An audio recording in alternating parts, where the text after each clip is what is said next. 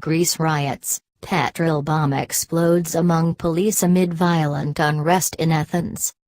Hundreds of protesters have attacked police with petrol bombs and stones in Greece's two largest cities after a peaceful march in Athens turned violent.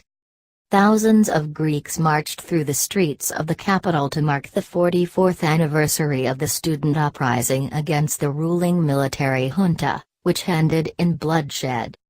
More than 5,000 police officers were deployed in central Athens to marshal more than 10,000 people as they marched to the U.S. Embassy, which some protesters accuse of having supported the 7-year military dictatorship.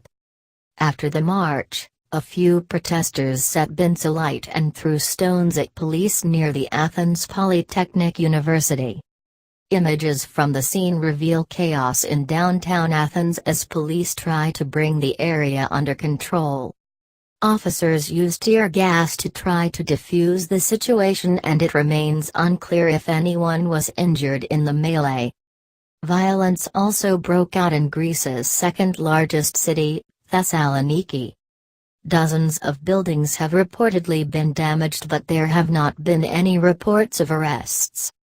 The annual protest often becomes a focal point for protests against government policies and austerity measures mandated by the country's international lenders in exchange for bailout funds.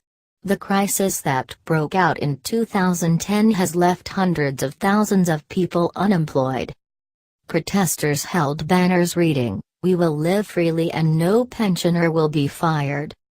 The march is held every year to commemorate the Athens Polytechnic uprising in 1973, when a massive demonstration of popular rejection of the Greek military junta of 1967 to 1974 ended in bloodshed.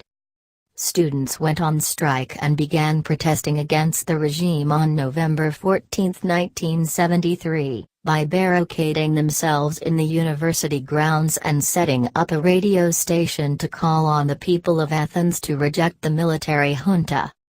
Authorities stood by initially but eventually took action, and on November 17, 1973, a tank crashed through the gates of the university as protesters clung onto it.